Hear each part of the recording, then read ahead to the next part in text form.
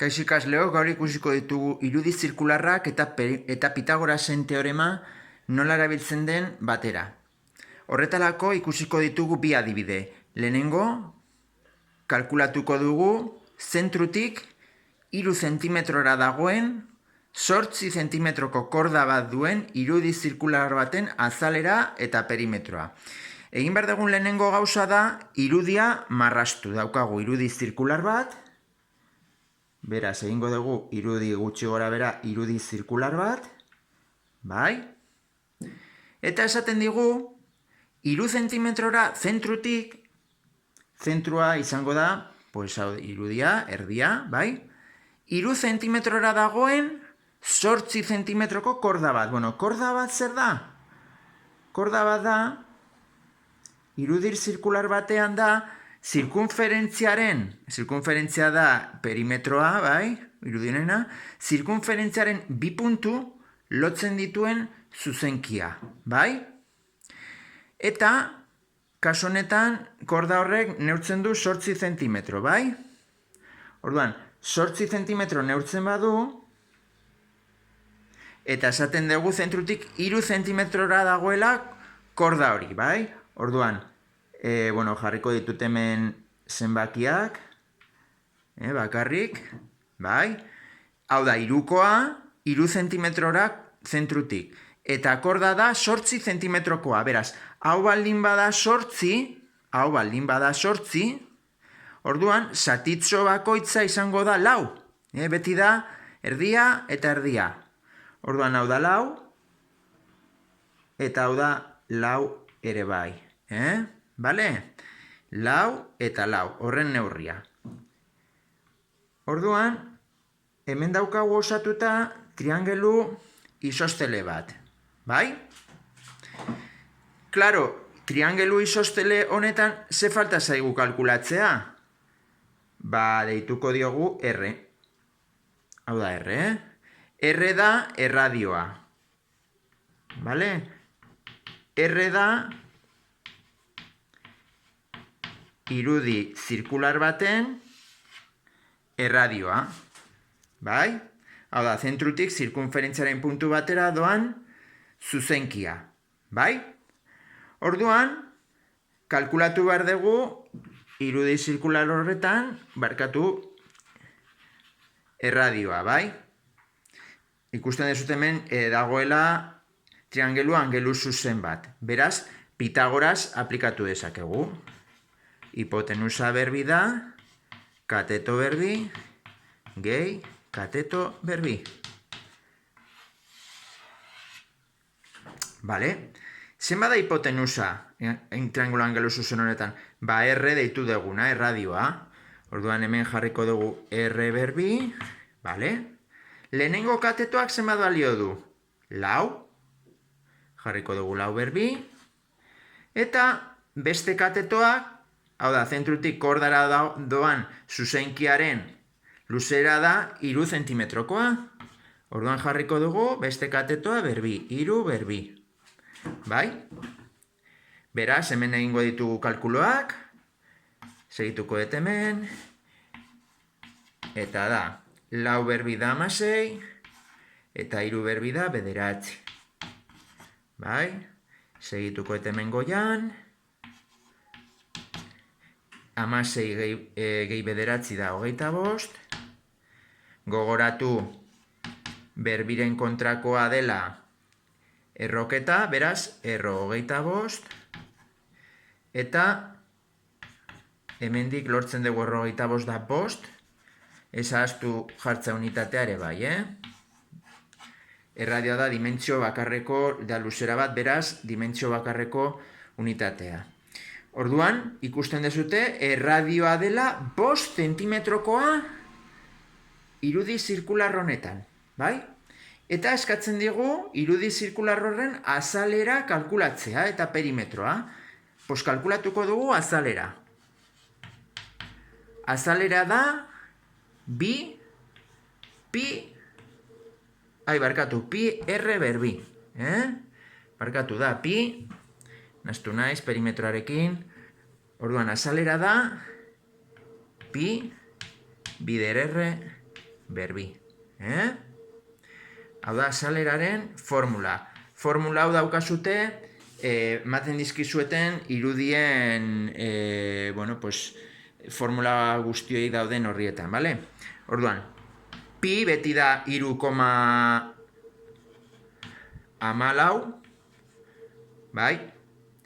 Eta R berbi izango da, bost berbi, bale? Bueno, ematen duena.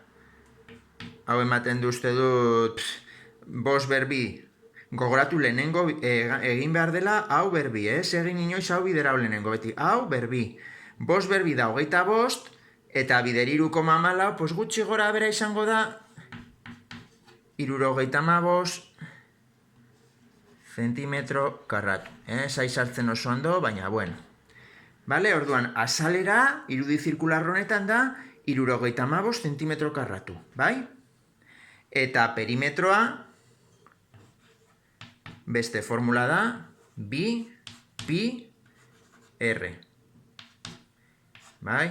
Bueno, mendik sartzen zait horrela. Orduan da, bi, bider 3,14, bider bost. Bale? Bueno, ez da oso ondo ikusten, baina, bueno.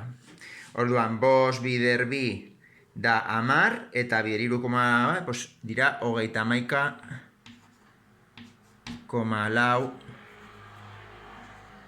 zentimetro, bale?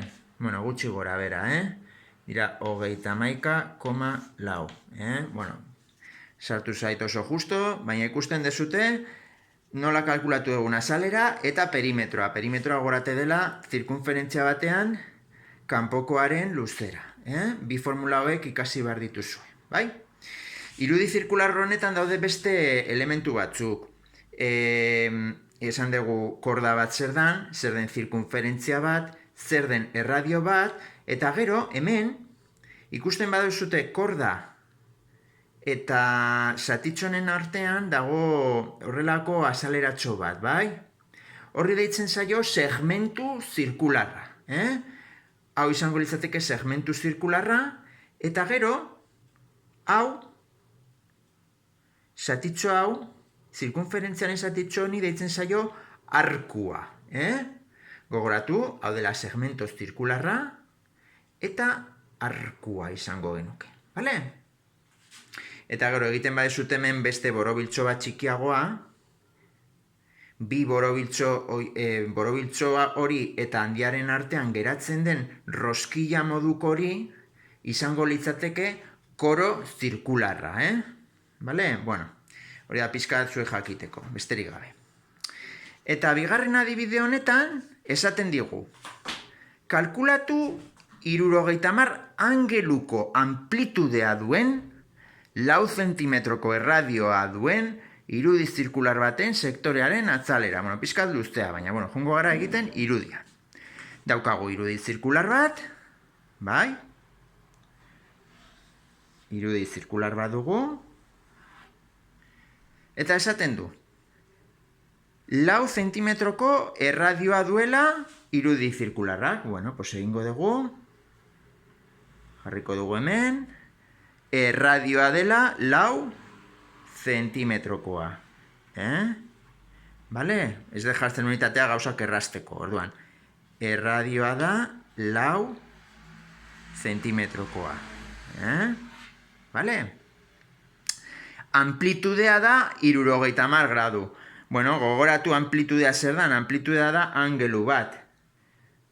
Esaten du, pentsatu tarta batean, hartzen dezutela, 70 graduko da laurden bat baino gutxiago, Bale? Amplitudea da hau, angelua.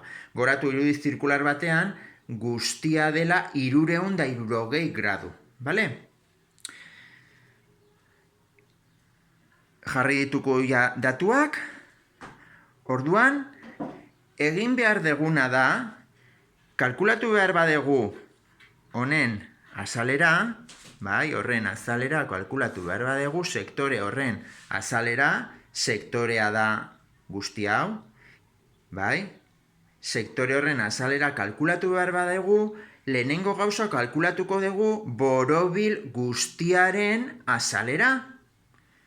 Eta zein da borobil guztiaren azalera, edo irudi zirkularrarena, lehen esan dugu pi bider R ber bi. Bai? Ordezkatuko dugu, pi da 3,4, erradioa da 4. Bai? Gogoratu lehenengo egin behar dela 4 ber bi, 4 ber bi da 16, bider 3, gutxi gora bera, kalkulagailuan egiten badezute hemen ez daukade kalkulagailua, da 58 gutxi gora bera zentimetro karratu. Bale? Hori izango litzateke borobil guztia. Hau da, egingo dugu 3ko erregela bat. Angelua. Eta azalera.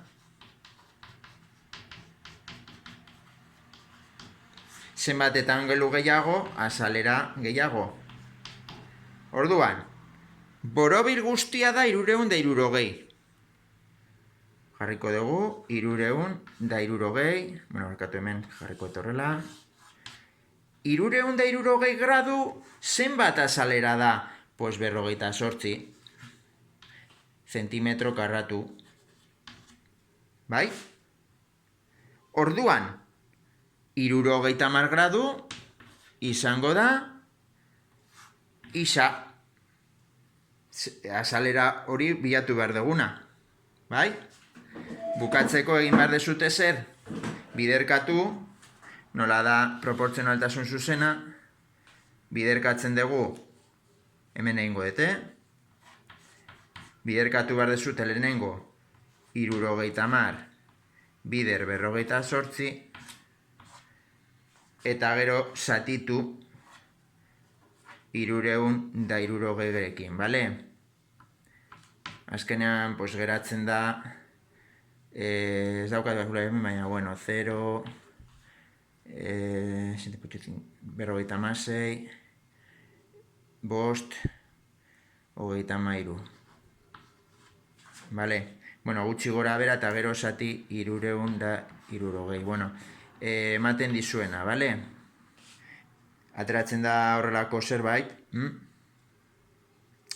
Eta, bueno, hau aterako da gutxi gora bera 9 eta piko. Bai, nik uste 9 eta piko ateratzen dela. Zentimetro karratu. Bale? Orduan, horrela, ikusi ditugu nola erabiltzen diren irudi zirkularrak eta Pitagorasen teorema batera. Eta irudi zirkular horien ere elementuak.